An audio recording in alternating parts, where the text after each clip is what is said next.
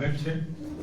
ગુજરાત પ્રદેશ કોંગ્રેસ સમિતિના પ્રમુખ આદરણીય અમિતભાઈ ચાવડા આજે પ્રેસ વાર્તા સંબોધન કરશે। તેમની સાથે અને અમારી સાથે અમારા મુખ્ય પ્રવક્તા આદરણીય Manishbhai doctor Manishbhai Doshi, doctor Hiren Banker, doctor Parthivraj Kathwadia, doctor Amit Nayak સહિત સૌ ઉપસ્થિત છે। હું વિનંતી કરીશ પ્રમુખશ્રીને કે તેઓ આપને સંબોધન કરે।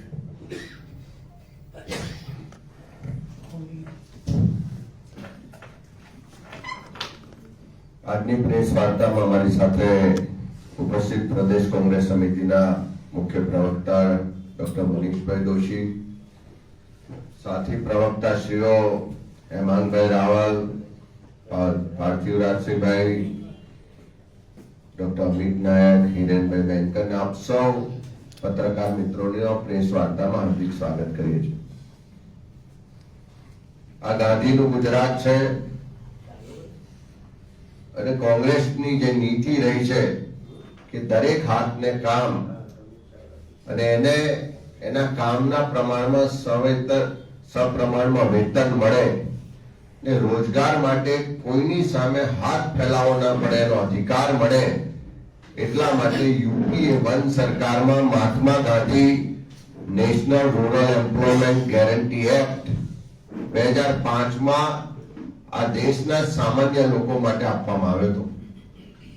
રોજગાર માટે કોઈ યોજના નહીં, પણ રોજગારનો અધિકાર આ દેશના લોકોને કોંગ્રેસની સરકારે આપ્યો અને આ મનરેગાના કાયદાના માધ્યમથી આખા દેશના લોકોને અધિકાર આપ્યો કે વર્ષમાં ઓછામાં ઓછા 100 દિવસની રોજગારી એને મળે અને માંગ આધારિત, એટલે કે જ્યારે પણ એને રોજગારની જરૂરિયાત હોય એ ત્યાં પંચાયતમાં જઈને, સ્થાનિક સંસ્થામાં જઈને અરજી કરે તો 15 દિવસમાં એને રોજગાર આપવો પડે અને જો તંત્ર રોજગાર આપવામાં નિષ્ફળ નીવડે કે રોજગાર ના આપી શકે તો એને બેરોજગારી ભથ્થું આપવું પડે।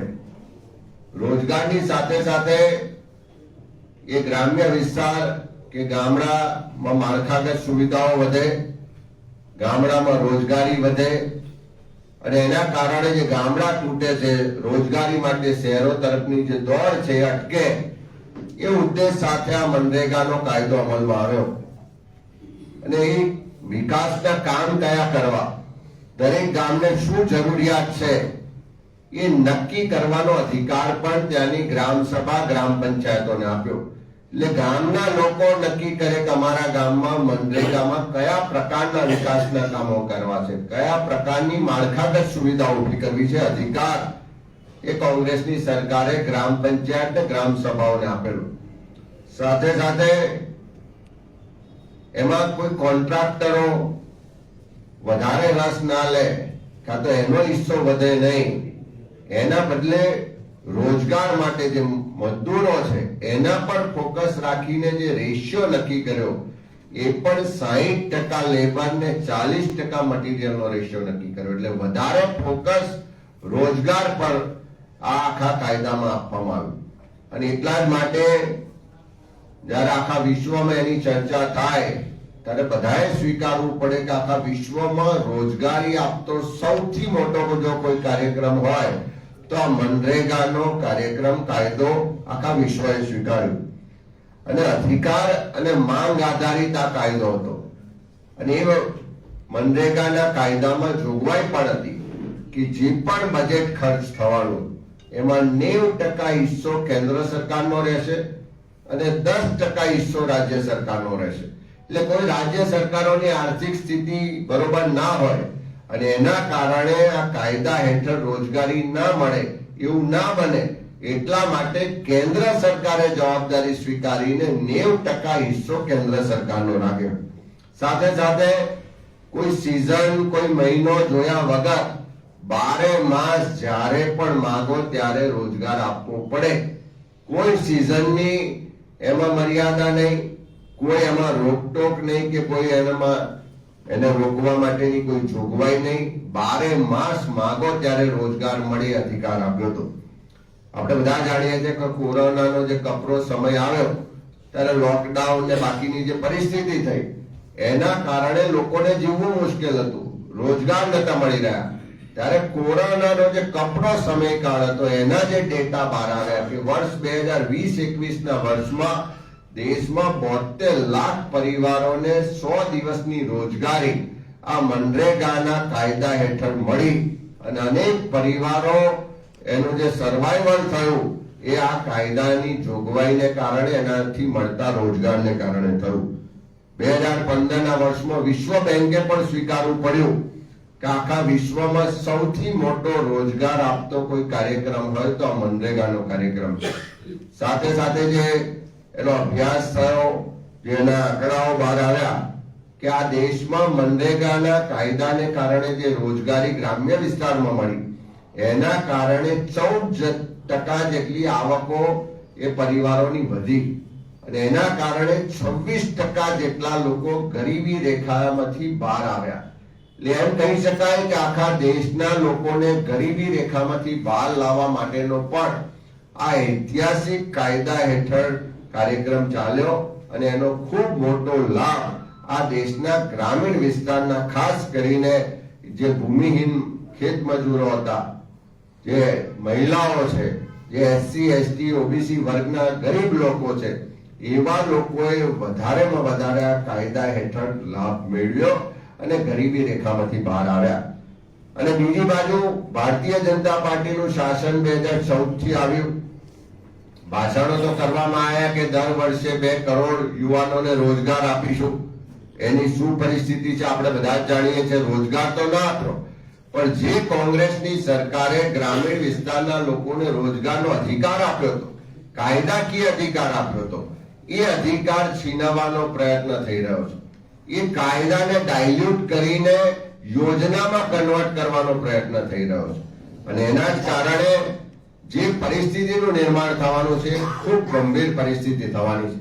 આમ તો નરેન્દ્રભાઈ મોદી દેશના વડાપ્રધાન આપણા ગુજરાતમાંથી છે. મહાત્મા ગાંધીનું ગુજરાત, રાષ્ટ્રપિતા તરીકે આપણે સૌ ગૌરવ લઈએ. આખું વિશ્વ એમના વિચારો, સત્ય ના અહિંસાના માર્ગે ચાલવા માટેના સંકલ્પ કરે અને એ ગાંધીજીનું નામ આ ભારતીય જનતા પાર્ટીની સરકારે આ કાયદામાંથી હટાવ્યું. નામ બદલીને નામ કર્યું વિકસિત ભારત ગેરંટી ફોર રોજગાર એન્ડ આજીવિકા મિશન ગ્રામીણ. એટલે મહાત્મા ગાંધીજીનું નામ હટાવીને ગાંધીજીના નામની તો એમને એલર્જી પહેલેથી છે, પણ એમના વિચારો જે હતા કે ગ્રામ્ય અર્થતંત્ર મજબૂત થાય, ગામડાના લોકો મજબૂત થાય, ગામડા તૂટતા અટકે, ગામડા સમૃદ્ધ થાય, એ વિચારોને ખતમ કરવાની શરૂઆત પણ એમણે કરી છે. સાથે સાથે જે રોજગારનો અધિકાર હતો એ છીનવીને હવે બજેટ આધારિત આખી યોજના બનાવવાનો પ્રયત્ન થઈ રહ્યો છે. પહેલા કામોની પસંદગી કરવાની, એના કયા કામ નક્કી કરવાની જે સત્તા હતી એ ગ્રામ સભા અને પંચાયતની હતી. એ ગ્રામ સભા અને પંચાયતોનો અધિકાર પણ છીનવી અને હવે સેન્ટ્રલાઇઝ સરકાર એ કામો કયા કરવા એ નક્કી કરવાનું આ ફેરફારમાં સૂચવવામાં આવ્યું છે.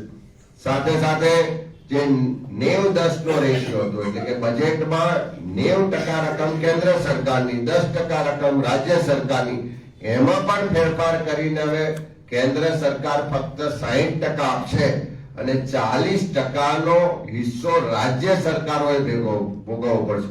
એટલે આપણું જે ફેડરલ સ્ટ્રક્ચર છે, કેન્દ્ર સરકાર, રાજ્ય સરકારનું, એ કોઈ પણ રાજ્ય સરકારોને વિશ્વાસમાં લીધા સિવાય એની સંમતિ વગર આ 60-40 નો જે બજેટનો રેશિયો કર્યો, એનાથી પણ અનેક રાજ્ય સરકારો આર્થિક સ્થિતિ એટલી સક્ષમ નહીં હોવાને કારણે જો 40% બજેટ આના માટે નહીં ફાળવે તો ગ્રામ્ય વિસ્તારના લોકોનો આ રોજગારનો અધિકાર છીનવાઈ જવાનો. સાથે સાથે એવી પણ જોગવાઈ કરી કે ખેતીની સિઝનના જે 60 દિવસ છે એ દરમિયાન આમાં કામ નહીં માંગી શકો કે નહીં મળે. જ્યારે પહેલા કોંગ્રેસને મનરેગાના કાયદામાં સ્પષ્ટ જોગવાઈ હતી કે કોઈ એવી બાદ નતો કે કઈ સિઝનમાં કયા મહિનામાં તમને કામ મળશે, 12 માસ તમે માંગો ત્યારે કામ આપતા. ત્યારે આમાં જોગવાઈઓ કરવામાં આવી કે 60 દિવસ જેટલો ખેતીનો જે સમય છે એમાં કામો નહીં કરવામાં આવે. 125 દિવસ રોજગારીની વાત તો કરવામાં આવે છે, પણ છેલ્લા કેટલાય વર્ષોના ડેટાનો અભ્યાસ કરીએ, ગુજરાત હોય કે દેશના અલગ અલગ રાજ્યો, આ મનરેગાના કાયદા હેઠળ જે રોજગાર આપવામાં આવી, એવરેજ એની કાઢવામાં આવે તો ફક્ત 42 થી 46 દિવસની રોજગારી આટલા વર્ષોમાં એવરેજ મળી છે. 125 દિવસની વાતો કરવાની, પણ વાસ્તવિકતા છે એ 100 દિવસની રોજગારી આપવામાં પણ આ સરકાર નિષ્ફળ રહી. અને ગાંધીજીનું નામ હટાવી રાષ્ટ્રપિતાનું અપમાન કર્યું છે એવું નહીં, ખાલી ગુજરાતના લોકો એનાથી આક્રોશમાં છે એવું નહીં, આખા વિશ્વના લોકો જે ગાંધી વિચાર સાથે જોડાયેલા છે એવા તમામ લોકો આ ગાંધીજીના અપમાનનો વિરોધ કરી રહ્યા છે. સાથે સાથે આ ગ્રામ સભાઓનો અધિકાર છીનવ્યો, પંચાયતી રાજ વ્યવસ્થાનો અધિકાર છીનવ્યો, ત્યારે કોંગ્રેસ પાર્ટી એનો સખત શબ્દોમાં અમે વિરોધ પણ કરીએ છીએ. સાથે સાથે કામનો જે અધિકાર છે એનું રક્ષણ થવું જોઈએ અને માંગ પણ કરીએ છીએ કે જે મનરેગા નો મૂળ કાયદો હતો એને પુનઃસ્થાપિત કરવામાં આવે. એમાં જે લોકોના અધિકારો આપ્યા હતા એને છીનવવાનું જે કૃત્ય થઈ રહ્યું છે એને અટકાવવામાં આવે અને મૂળ સ્થિતિએ એના અધિકાર અને માંગ આધારિત જે કાયદો હતો એને પુનઃસ્થાપિત કરવામાં આવે. જો તમારે સુધારો જ કરવો હતો તો કામદારોના લઘુત્તમ વેતન જે અત્યારે છે એ મનરેગાના કામદારોના લઘુત્તમ વેતનનો સુધારો કરવા માટે પણ માંગણી કરીએ. આ ભારતીય જનતા પાર્ટીની સરકાર એક તરફી રીતે જે સુધારો લાવી છે, બહુમતીના જોરે આખા દેશના લોકો પર જે થોપવાનો પ્રયત્ન કર્યા છે, એની સામે ઓલ ઇન્ડિયા કોંગ્રેસ કમિટી દ્વારા આખા દેશમાં એનો વિરોધ કરવામાં આવી રહ્યો છે. અને એટલા જ માટે ગામડા બચાવવા માટે, કામદારોના અધિકારો બચાવવા માટે, શહેરો તરફની દોટ જે વધી છે એને રોકવા માટે આ જે સુધારાનો આખા દેશમાં કોંગ્રેસ પાર્ટી વિરોધ કરી રહી છે. મનરેગા બચાવ આંદોલનના માધ્યમથી આખા દેશમાં એક એક ગામમાં કોંગ્રેસના કાર્યકરો જઈ રહ્યા છે અને ખાસ કરીને ગુજરાતમાં પણ 10મી જાન્યુઆરીથી એની શરૂઆત કરી છે અને 25મી ફેબ્રુઆરી સુધી આખા ગુજરાતના દરેક ગામમાં જઈ ગ્રામ સભા, ગ્રામ પંચાયતોના માધ્યમથી આ કાયદાના સ્વરૂપને બદલે જે યોજનામાં ડાયલ્યુટ કરવાનો પ્રયત્ન થઈ રહ્યો છે એનો વિરોધ કરવામાં આવશે. એના વિરોધ માટેના ઠરાવો કરવામાં આવશે. જિલ્લા કક્ષાએ, તાલુકા કક્ષાએ, ગ્રામ કક્ષાએ બધી જગ્યાએ લોક જાગૃતિ લાવી જે ભારતીય જનતા પાર્ટીની સરકારની મેલી મુરાદ છે એને ખુલ્લી પાડી ધરણા, વિરોધ પ્રદર્શન, આવેદન પત્રોના માધ્યમથી આખી સરકારની આ મેલી મુરાદનો વિરોધ કરવામાં આવશે. સાથે સાથે આપણે બધા જ જાણીએ છીએ કે ગુજરાતમાં તો ભારતીય જનતા પાર્ટીની સરકારમાં જે સામાન્ય લોકોને રોજગાર આપવાના કાયદાનો કેવી રીતે દુરુપયોગ થાય છે અને એમના મંત્રીના પરિવારના લોકો હોય કે ભાજપના નેતાઓ હોય કેવી રીતે ઉઘાડી લૂંટ ચલાવે છે મનરેગામાં, એ બધી જ હકીકતોનો પણ પુરાવા સાથે આ સમયગાળામાં ખુલ્લા પાડીશું. એમનો ભ્રષ્ટાચાર પણ ખુલ્લો પાડીશું અને ખાસ કરીને આખા એક મહિનાની મૂવમેન્ટના માધ્યમથી આવનારું વિધાનસભાનું જયારે સત્ર મળવાનું છે ત્યારે આખા ગુજરાતના ગામડાના જે કામદારોના અધિકારની વાતને લઈ આ જે સુધારો છે એને વિરોધ કરવા માટે વિધાનસભા ઘેરાવાનો કાર્યક્રમ પણ લઈને કરવાના છે. ખાસ કરીને ગુજરાત અને દેશમાં એસસી, એસટી, ઓબીસી સમાજના જે ગરીબ લોકો છે, જે ભૂમિહીન લોકો છે, ખાસ કરીને મનરેગામાં મોટી સંખ્યામાં મહિલાઓ કામ કરે છે, એ બધા જ લોકોના અધિકારો છીનવવાનો આ સરકારનો જે પ્રયત્ન છે એનો અમે ઉગ્ર વિરોધ કરીએ છીએ. અને 10મી જાન્યુઆરીથી અમે શરૂઆત કરી છે અને 25 ફેબ્રુઆરી સુધી આખા ગુજરાતમાં ગ્રામ સભાઓના માધ્યમથી વિરોધના ઠરાવ કરીશું. તાલુકા, જિલ્લા સ્તરે એના વિરોધ ધરણાના કાર્યક્રમ થશે. વિધાનસભાનો ઘેરાવો કરીશું અને લોકોના અધિકારો છીનવવાનો જે ભારતીય જનતા પાર્ટીનો પ્રયાસ છે એ કોઈ પણ રીતે સફળ નહીં થવા દે એ માટે ગુજરાત પ્રદેશ કોંગ્રેસ સમિતિ દ્વારા વિવિધ સ્તરે કાર્યક્રમો આપ્યા છે. તમે બધાએ જોયું છે કે છેલ્લા 3 દિવસથી અલગ અલગ જિલ્લાઓમાં પ્રેસ કોન્ફરન્સોના માધ્યમથી, ધરણા વિરોધના માધ્યમથી લોકોમાં પણ જાગૃતિના કાર્યક્રમ કરી રહ્યા છે.